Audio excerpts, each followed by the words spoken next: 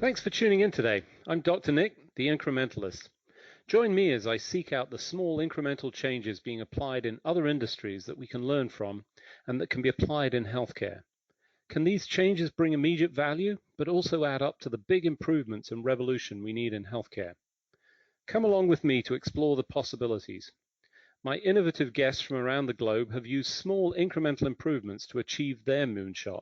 And today, I'm delighted to be joined by Dr. David Stern. He is the CEO of Experity and an internist.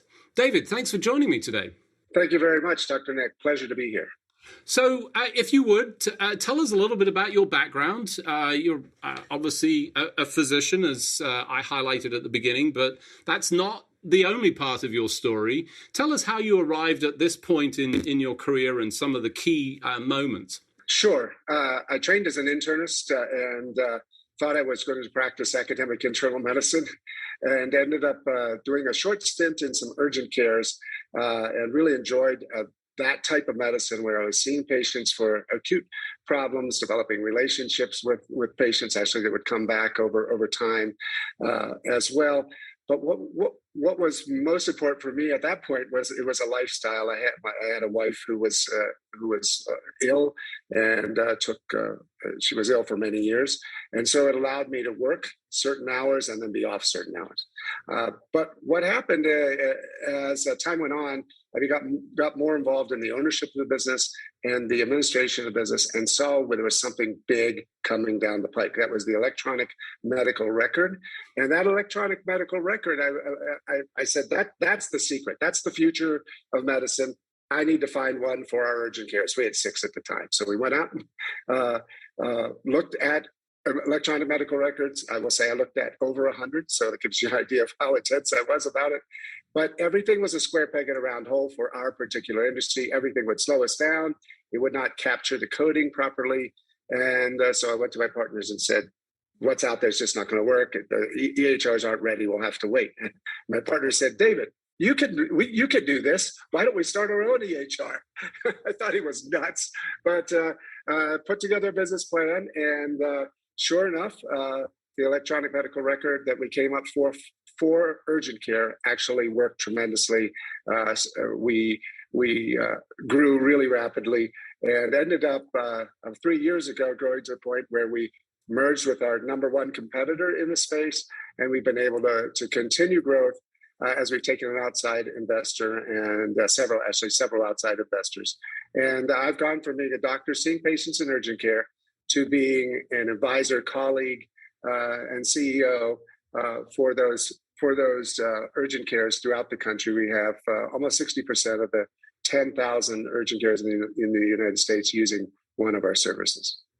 So a little bit of an unusual journey, and as part of your history, you didn't declare any computing or engineering background as part of your undergraduate. Did you have any of that knowledge going into this?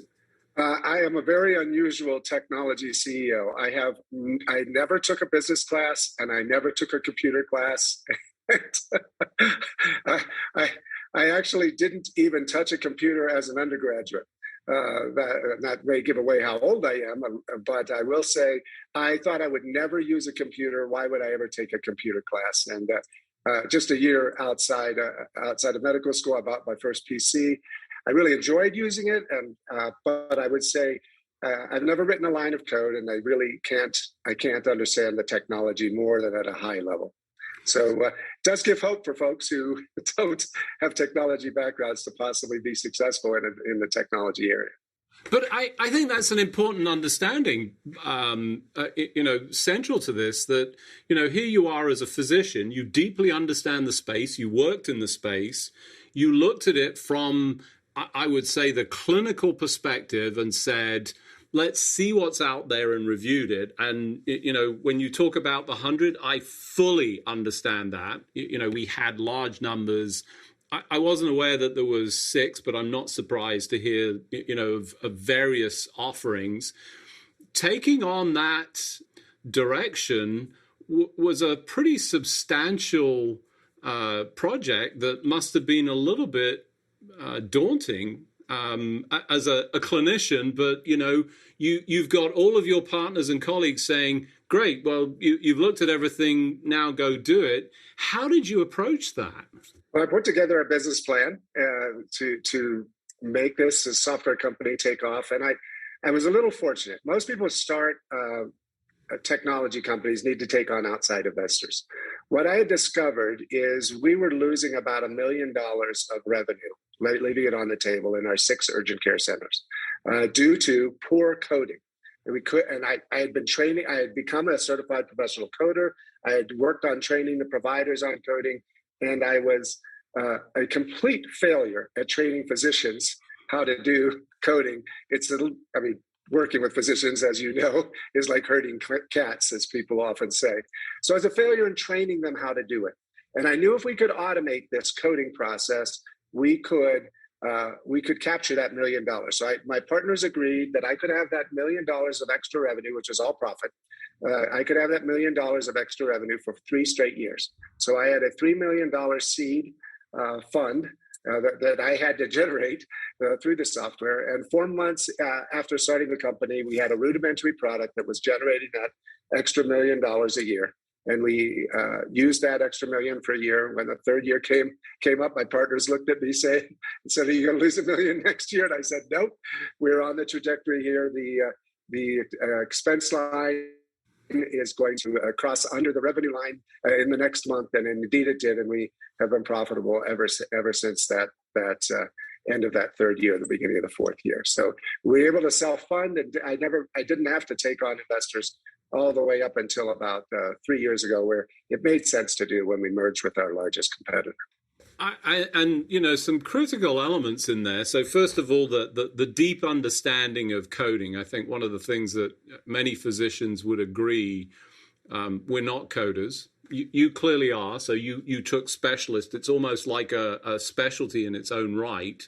And there are a few folks, I've certainly known a number of folks that have explored that. That obviously contributed to the understanding of the finances. But when it came to building this, as you cast your mind back to the process, what were the key elements? What specifically allowed you to create something that has clearly excelled in the marketplace? And there's nothing more intolerant than a group of physicians for an experience that takes away from their contribution to the patient and patient time. You got that right. What was it in there that was critical to allow this to be so successful? So I think that you're almost there as to what really made it most successful. Is we looked at it from the user perspective first, and technology was only secondary. Technology was the servant of the user experience. So believe it or not, I said I came up with electronic medical record, but it was extraordinarily rudimentary. What it was a 2-sided sheet of paper that had a whole bunch of fields on it, that when you checked certain things on the paper, the computer would read what you had put there, and then it could code the visit. So it could capture, typically the typical physician was losing or leaving on the table about $20 per visit on coding. And we were able to capture that $20, and we took 2.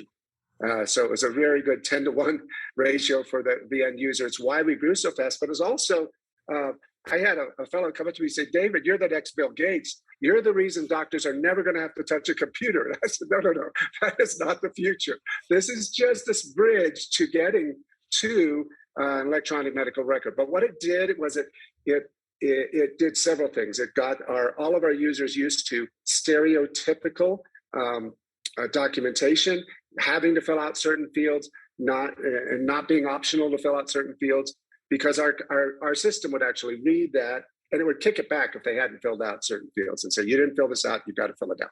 So and then what we did over time, and it took about 5 years, is we actually converted that paper interface into a full computer interface that really looked very familiar to the folks that were used to the paper. So the key was, if you study disruptive industries, you don't disrupt an industry by coming in with slam bang wow technology. You disrupt usually from the bottom up.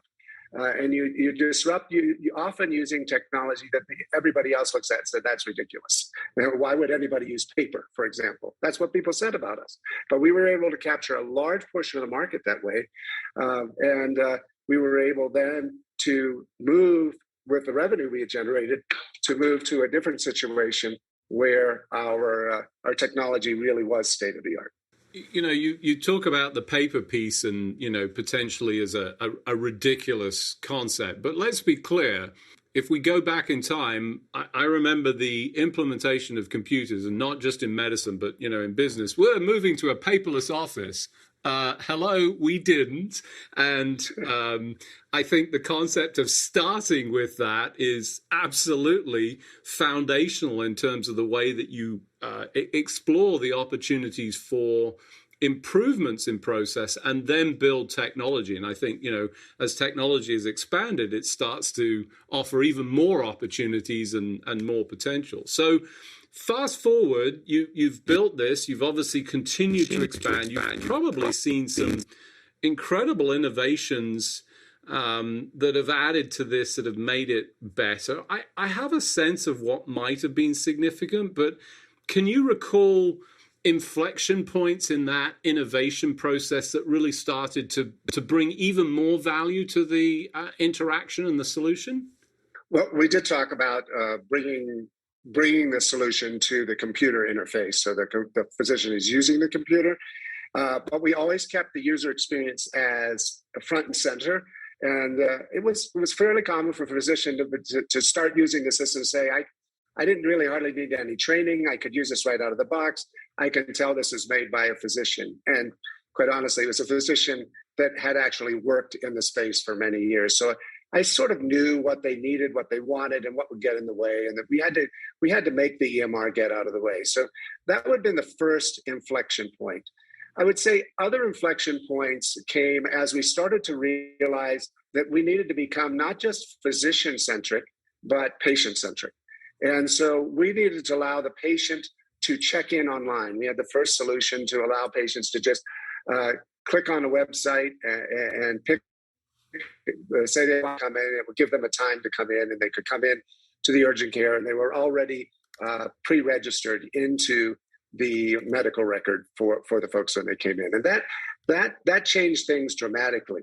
And then over time, we started to make that scheduler dynamic so that it would change. If the clinic got busy and somebody walked in with a laceration, everybody could be bumped out an hour. So people didn't have to come in and wait in the clinic. They would feel more like the doctor was waiting for them and they were waiting for the doctor, and they would come in when it was time to be seen. So that patient-centric journey is where we're moving, continuously moving now.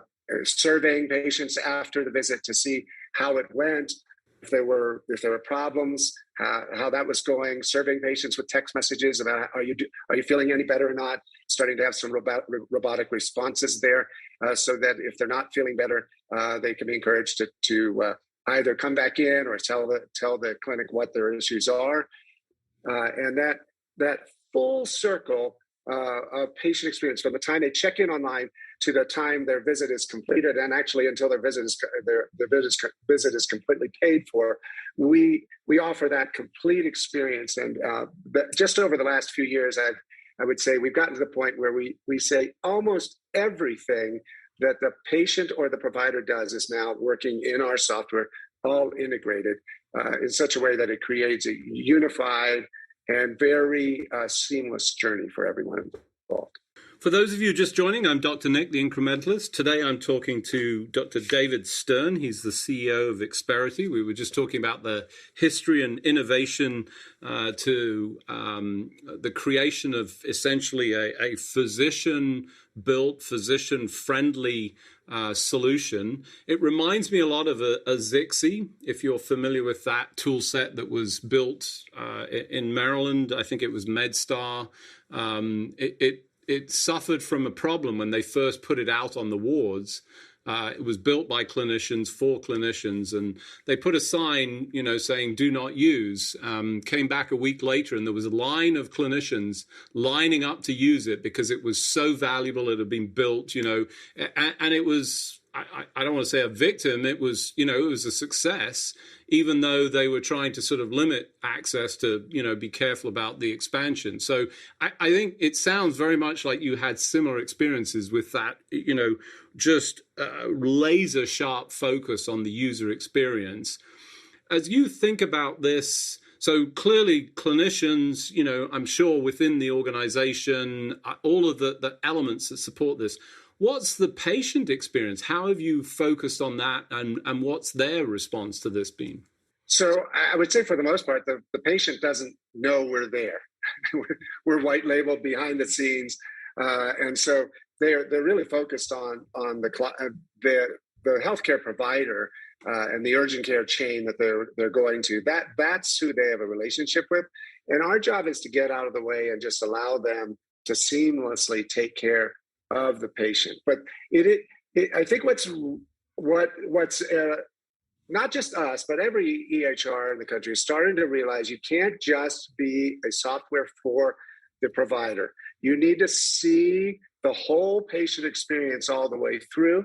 And when you see that patient experience all the way through, including even the ability to pay your bill and do everything in one place, it just makes it so much easier to be a patient. And I will say, I recently had a procedure in a hospital, and they were using the big EHR Epic, and it was much more seamless than when I had used their functionality 10 years earlier. Felt much more patient-centric. I was getting a text message or an email every time something was updated. This sort of revolution, which we say at Experity is our mission statement. Our goal, our purpose is we power the patient-centered healthcare revolution.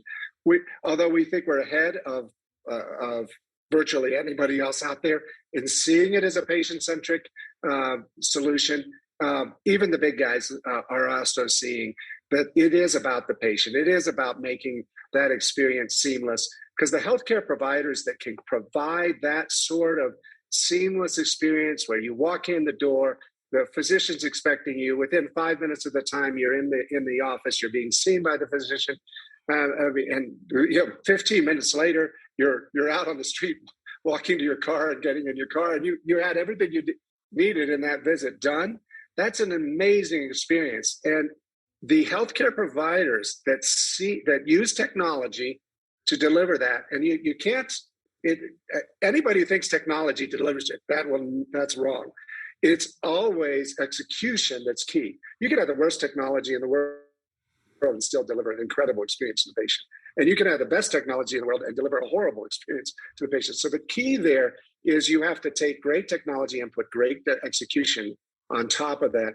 And that kind of an experience makes a healthcare provider very unbeatable in the market. And having experienced this seamless experience multiple times, I went to the hospital, multiple studies, surgery, multiple things. Everything came off like clockwork. And a large part of that was centered around the medical record. I'm not going to another provider. I'm not going to another health system. This will be my health system until they blow it. They've got me. And that's key. When you deliver that kind of service, people, no matter what you're in, if you're selling cars, people say, I'm a Ford guy, I'm a Chevy guy, I'm a Tesla guy, whatever it is. If you're getting that kind of service from your local dealer, you're going to stay with that car. And if a healthcare provider is delivering that kind of service, again, in most cases, you really do need superb technology to be able to deliver on top of that. But if you deliver that, you're an unbeatable force in your community, and people will keep using you. Yeah, it makes you super sticky. The phrase that always resounds in my mind is, people always remember how you made them feel, not what you did. And this is all about feeling and the perception of an experience that is just seamless. And, we walk into lots of experiences, takeout, packages, you name it. And there's all this technology going on. And it's always troubled me that healthcare has been so far behind, but it sounds like you've really nailed this.